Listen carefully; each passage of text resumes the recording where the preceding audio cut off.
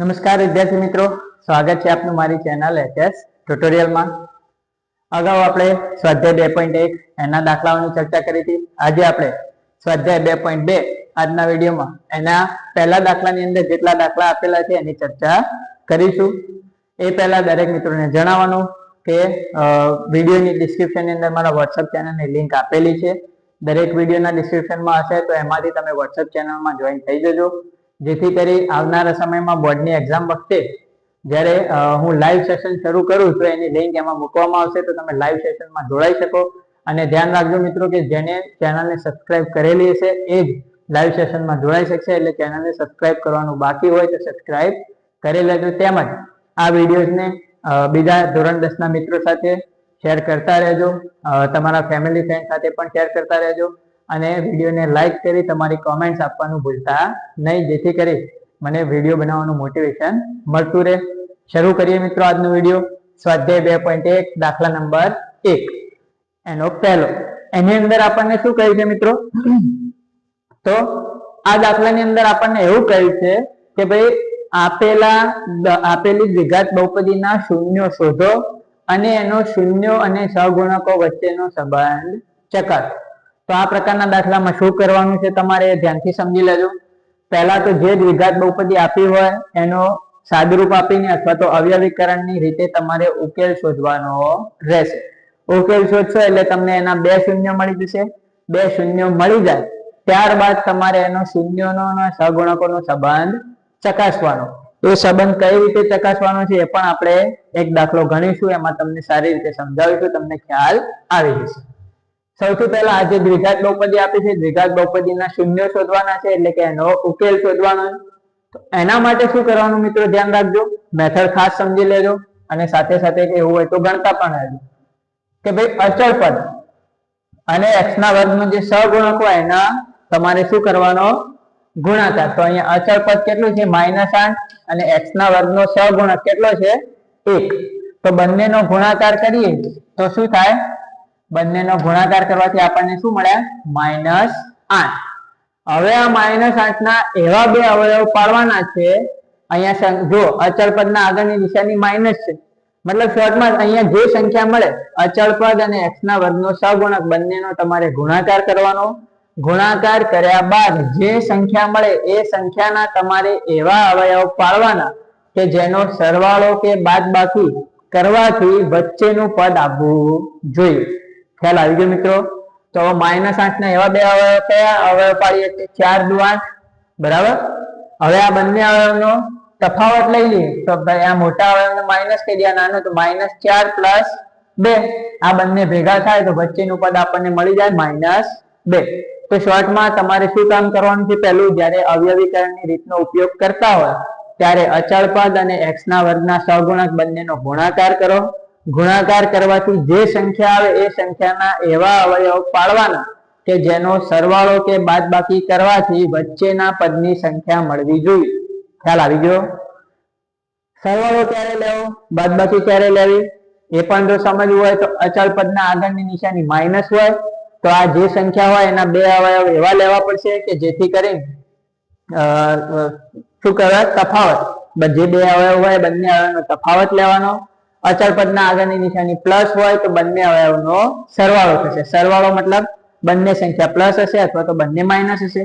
એવું ના ફાવતું હોય તો આ બંનેનો ગુણાકાર આપણે કર્યો -8 ના બે અવયવ પાડીએ તો 4 દુ 8 થાય, બરાબર। તો બે અવયવ તો પડી ગયા 4 દુ 8, પણ આપણે -8 જોઈએ છે, મતલબ આ બંનેમાંથી એક સંખ્યા માઇનસ રાખવી પડશે। તો જોવાનું ભાઈ આ બંનેમાંથી કઈ સંખ્યા માઇનસ કરીએ તો વચ્ચેનું પદ આપણને મળે। વચ્ચેનું પદ -2 જોઈતું હતું તો મોટી સંખ્યાને માઇનસ કરી દીધી, તો -4 અને 2 નો સરવાળો કરો તો બંને ભેગા થઈ શું મળી જાય? -2। તો આ મેથડ તમારે ખાસ ધ્યાન રાખવાની છે। આમાં ઘણા મિત્રો વિદ્યાર્થી મિત્રો ભૂલ કરતા હોય છે, તો એ ભૂલ ના થાય એનું ખાસ ધ્યાન રાખવાનું। શરૂ કરીએ આગળ સાદુરૂપ। તો અવયવ પડી ગયા છે આપણે x નો વર્ગ -4x + 2x - 8, બરાબર। આપણે અવયવ કયા પસંદ કર્યા? -4 અને 2। તો વચ્ચેના પદને આપણે આ રીતે લખી દીધું -4x + 2x, બંને પાછા ભેગા કરીએ તો શું આવી જશે? -2x। તો વચ્ચેના પદનું આપણે વિભાજન કરી લીધું। હવે પહેલા બે પદમાંથી જે કોમન નીકળતું હોય કાઢો। શું કોમન નીકળે છે? અહીંયા x કોમન નીકળે છે તો x કોમન કાઢે તો અહીંયા બાકી શું રહ્યું x માઇનસ 4. એ જ રીતે બીજા બે પદમાંથી શું કોમન નીકળ્યું છે 2 કોમન નીકળશે તો 2 કોમન કાઢો તો અહીંયા રહ્યા x માઇનસ તો માઇનસ અને 8 માંથી 2 ગયા તો કેટલા રહ્યા 4 તો x માઇનસ 4. ધ્યાન રાખજો મિત્રો કે આ જ્યારે આ પ્રમાણે સાદુરૂપ આપો એટલે આ બંને કૌંસ સરખા હોવા જોઈએ. એટલું થઈ જાય એટલે એક તમારો એ અવયવ x માઇનસ 4 બરાબર 0 અથવા બાકી આ બંનેને ભેગા કરી દો x પ્લસ 2 બરાબર 0.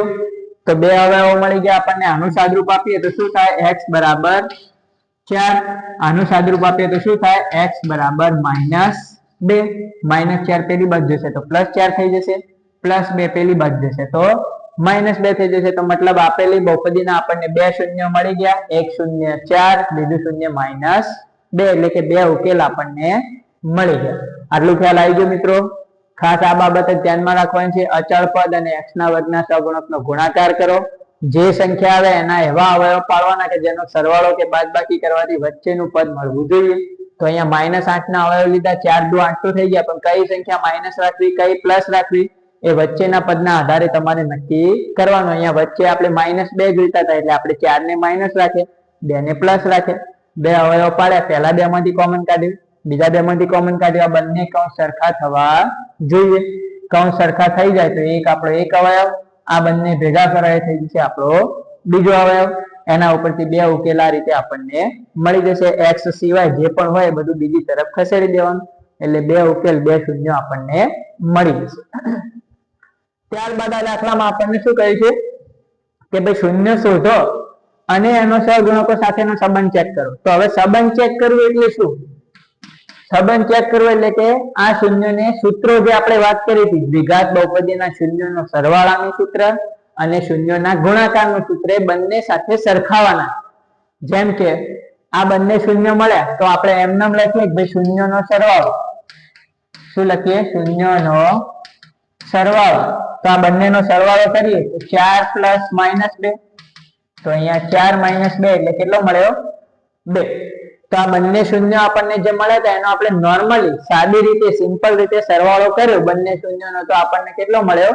જવાબ 2. હવે આ જે છે એને સૂત્ર સાથે સરખાવવાનું.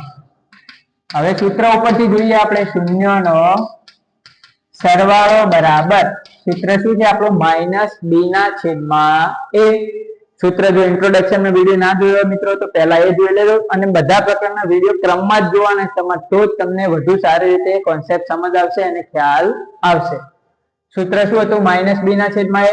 અહીંયા સૂત્રનું માઇનસ મૂકી દીધું. b ની કિંમત કેટલી છે?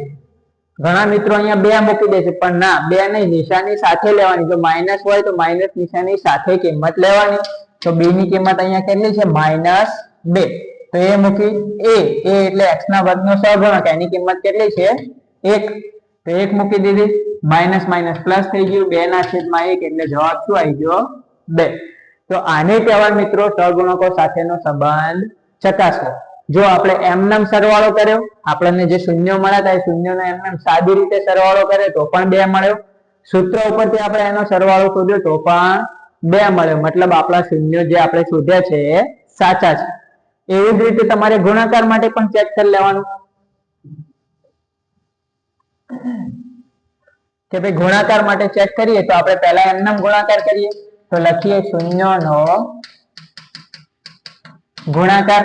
તો શૂન્યનો ગુણાકાર આ બંનેનો ગુણાકાર કરી લઈએ તો 4 ગુણ્યા માઇનસ 2 એટલે કેટલા થાય? 4 દુ 8 પણ કેવા?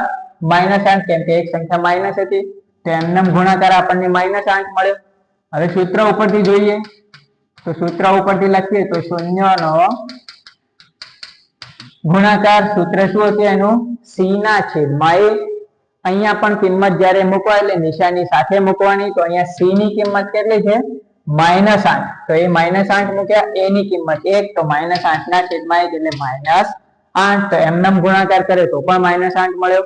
સૂત્ર ઉપરથી માઇનસ 8 મળ્યો. મતલબ આપણે શૂન્ય સાચા છે, મેથડ સાચી છે અને સહગુણકો સાથેનો સંબંધ પણ આપણે એનો ચકાસી લીધો. તો આ રીતે ખૂબ જ સરળતાથી ઈઝી રીતે તમે આ દાખલા ગણી શકો છો.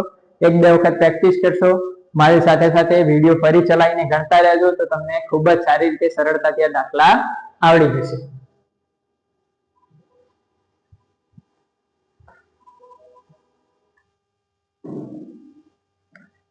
હવે જોઈએ મિત્રો સ્વાધ્યાય 2.2 દાખલા નંબર 1 એનો બીજો દાખલો. શું કહે છે આની અંદર? આપણને ફરીથી એ જ વસ્તુ દ્વિઘાત બહુપદી આપી છે. દ્વિઘાત બહુપદીના શૂન્ય શોધવાના છે અને એનો સહગુણકો સાથેનો સંબંધ ચકાસવાનો. ક્લિયર? હવે પહેલા દાખલામાં મેં ડીપમાં તમને સારી રીતે સમજાવી દીધું છે કે કઈ રીતે શૂન્ય શોધવા અને કઈ રીતે સંબંધ ચકાસવો. તો 1 મિનિટ વિડીયો પોઝ કરીને તમે પહેલા તમારી રીતે દાખલો ગણી લેજો. દાખલો ગણી પછી મારો વિડીયો આગળ વિડીયો ચલાવીને જોજો કે ભાઈ તમારો જવાબ સાચો આવે છે કે નહીં. ના આવતો હોય તો ક્યાં ભૂલ પડે છે જોજો. આ રીતે મિત્રો તમે ધીરે ધીરે પ્રેક્ટિસ કરતા રહેશો તો જ તમારું મેથ્સ સારી રીતે સુધરશે અને તમે મેથ્સની અંદર ગણિતમાં સારામાં સારા માર્ક્સ મેળવી શકશો. શરૂ કરીએ તો પહેલું કામ આપણે જે કરીશું એ અચળ પદ અને x ના વર્ગનો સહગુણક. અહીંયા x નથી તો s છે, કોઈ વાંધો નહીં, ચલ કોઈ પણ લઈ શકાય, a હોય b હોય, abcd માંથી કોઈ પણ અક્ષર હોઈ શકે. તો 4 એકા 4. હવે આ 4 ના અવયવ પાડવાના છે કે જેથી કરીને વચ્ચેનું પદ મળે. તો વચ્ચે 4 જોઈએ છે તો 2 દુ 4 અવયવ તો પાડી દીધા. હવે નિશાની શું લેવી? આપણે 4 જોઈએ છે મતલબ બંને નો સરવાળો કરવો પડશે. 2 અને 2 4, પણ બંને પ્લસ લઈશું તો વચ્ચેનું પદ તો માઇનસ છે મતલબ બંને નિશાનીઓ કેવી લેવાની? માઇનસ. તો આપણા બે અવયવ થઈ ગયા -2 અને -2. -2 ભેગા કરો તો શું મળી જશે? -4. તો આપી દઈએ સાદુરૂપ 4s નો વર્ગ -2 પ્લસ 1. તો વચ્ચેના પદના આપણે બે ભાગ પાડી દીધા. હવે પહેલા બે માંથી શું કોમન નીકળશે એ કાઢો. તો 2s કોમન નીકળશે. તો અહીંયાથી 2 જતા રહ્યા તો 2 રહ્યા, 1s બહાર જતો રહ્યો તો 1s બાકી રહ્યો, માઇનસ તો માઇનસ આ 2s બહાર નીકળી ગયા, કઈ ના બચ્યું તો શું બચ્યું? 1. 0 કરી દેતા નહીં પાછા, નહીં તો દાખલો ખોટો પડશે. હવે અહીંયા પાછળના બે પદમાંથી શું કોમન નીકળે છે? કઈ કોમન નીકળતું નથી. કઈ ના નીકળતું હોય તો 1 તો નીકળે જ. પણ જો આપણે 1 કોમન કાઢીશું તો આ વચ્ચે પ્લસ નિશાની છે, આપણે અહીંયા માઇનસ જોઈએ છે મતલબ આ નિશાની આપણે બદલવી અને નિશાની બદલવી હોય તો માઇનસ સંખ્યા કોમન માં લેવાની. આ ધ્યાન તમારે રાખવાનું છે. તો આ બંનેમાંથી કઈ કોમન નહીં નીકળતો તો 1 તો નીકળતો જ તો, પણ આપણે કેવો 1 કોમન લીધો? -1. કેમ -1 કોમન લીધો? કેમ કે આપણે આ બંને કૌંસ સરખા કરવાના છે અને અહીંયા પ્લસ નિશાની છે, આપણે માઇનસ નિશાની બદલવી હોય તો માઇનસ સંખ્યા કોમન લેવી પડે. તો -1 કોમન લીધો તો આ માઇનસ વાળું પદ હતું એ પ્લસ થઈ ગયું, પ્લસ વાળું પદ હતું એ માઇનસ થઈ જશે. તો બંને કૌંસ સરખા થઈ ગયા, 2s - 1 2s - 1. તો જે કૌંસ હોય 2s - 1 એ આપણો એક અવયવ અને આ બંનેને ભેગા કરો તો 2s - 1 એ પણ છે તો એ આપણો બીજો અવયવ. બંને અવયવ મળી ગયા. સાદરૂપ આપીએ તો 2s બરાબર 1 પેલી બાજુ જશે તો પ્લસ થશે તો 2s બરાબર 1. તો s બરાબર 2 ગુણાકારમાં છે, બીજી બાજુ જાય તો ભાગાકારમાં, તો s બરાબર 1/2. એમ આનું પણ સાદરૂપ શું થશે? s બરાબર 1/2 કેમ કે બંને સેમ છે. તો બંને શૂન્ય મળી ગયા આપણને. હવે એનો સહગુણકો સાથેનો સંબંધ ચેક કરવો છે. તો સંબંધ ચેક કરવા માટે હું વારે ઘડી આખા વિધાન લખતો નથી, તમારે પ્રોપર લખીને જ દાખલો ગણવાનો. પહેલા બંનેનો સરવાળો લઈ લઈએ આપણે નોર્મલ. તો નોર્મલ શૂન્યનો સરવાળો લઈએ તો 1/2 વત્તા 1/2, છેદ સરખા એટલે છેદ કોમન નીકળી ગયા, ઉપર 1 વત્તા 1 એટલે 2 ના છેદમાં 2. તો જવાબ શું આવ્યો? 1.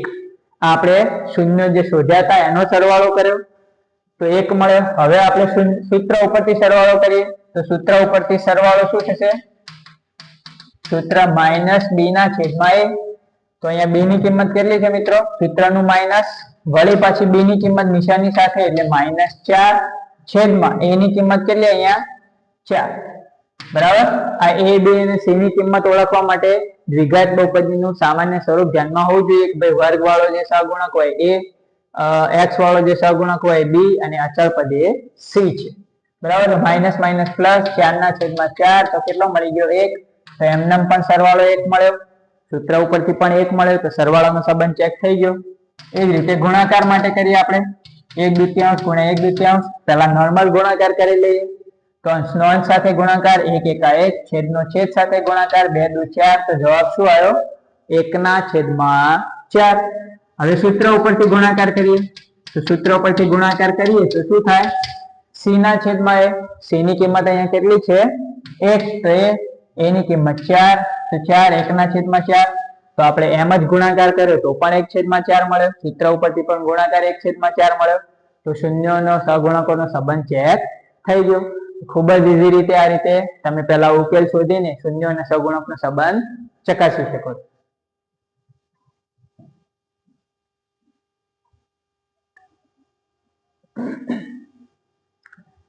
હવે જોઈએ મિત્રો સ્વાધ્યાય 2.2 દાખલા નંબર 1 એનો ત્રીજો દાખલો.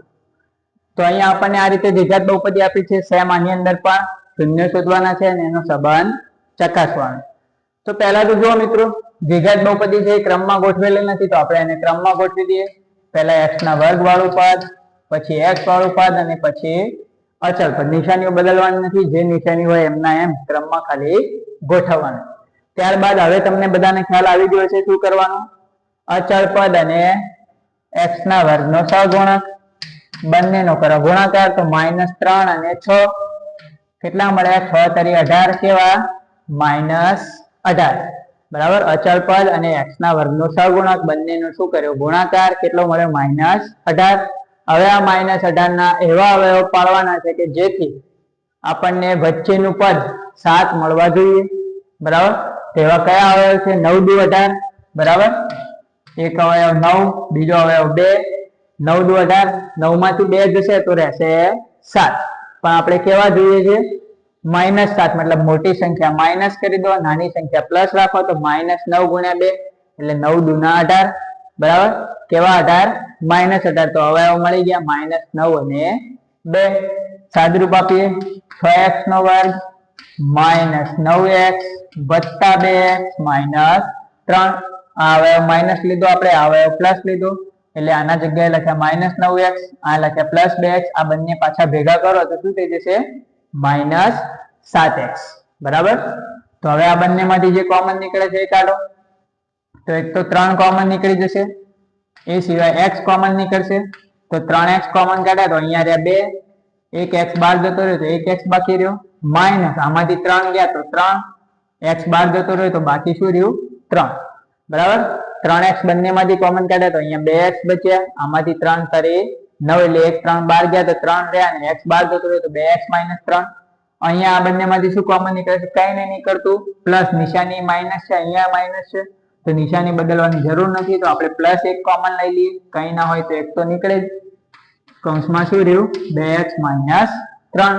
બંને કૌંસ સમાન થઈ ગયા તો એ આપણો એક અવયવ 2x - 3 બરાબર 0. અને અથવા આ બંનેને ભેગા કરવા તો 3x + 1 બરાબર 0. એ થઈ ગયો આપણો બીજો અવયવ. બંને અવયવ મળી ગયા. સાદુરૂપ આપીએ તો 2x બરાબર -3, પેલી બાજુ જશે તો પ્લસ, તો 2x બરાબર 3. તો x બરાબર 2 ગુણાકારમાં, બીજી બાજુ જાય તો ભાગાકારમાં 3/2. આનું સાદુરૂપ આપીએ તો 3x બરાબર -1, પ્લસ હતા 1 પેલી બાજુ ગયા તો માઇનસ થઈ જશે. તો x બરાબર -1/3. 3 ગુણાકારમાં હતા, બીજી બાજુ જાય તો ભાગાકારમાં. તો બંને ઉકેલ આપણને મળી ગયા, 3/2 અને -1/3. હવે શું કરવાનું? સંબંધ ચકાસીએ. તો પહેલા એમનેમ સરવાળો લઈ લઈએ. તો સરવાળો 3/2 પ્લસ માઇનસ ભેગું થઈને થઈ જશે -1/3. બરાબર. આનું સાદુરૂપ આપીએ. સરવાળામાં મેં સરવાળો લેવાનો છે પણ માઇનસ કેમ કરી? પાછળની સંખ્યા માઇનસ હતી એટલે પ્લસ માઇનસ નિશાની ભેગું થઈને શું થઈ જશે? માઇનસ. એટલે વચ્ચે આપણે માઇનસ નિશાની લીધી. ચોકડી ગુણાકાર કરીએ તો 3 તરી 9, માઇનસ તો માઇનસ, 2 એકા 2 અને છેદમાં 3 દુ 6. 9 માંથી 2 ગયા તો કેટલા રહ્યા? 7. 7/6. આ મળી ગયો આપણો સરવાળો. શેના ઉપરથી? જે આપણે શૂન્ય શોધ્યા હતા એના ઉપરથી. હવે સૂત્ર ઉપરથી સરવાળો ચેક કરીએ. તો સરવાળો બરાબર -b/a. તો માઇનસ સૂત્રનું, પછી b ની કિંમત આ નથી લેવાનો, b એટલે x નો સહગુણક. b ની કિંમત કેટલી છે? -7. તો એ મૂકી. a ની કિંમત કેટલી છે? 6. તો માઇનસ માઇનસ પ્લસ 7/6.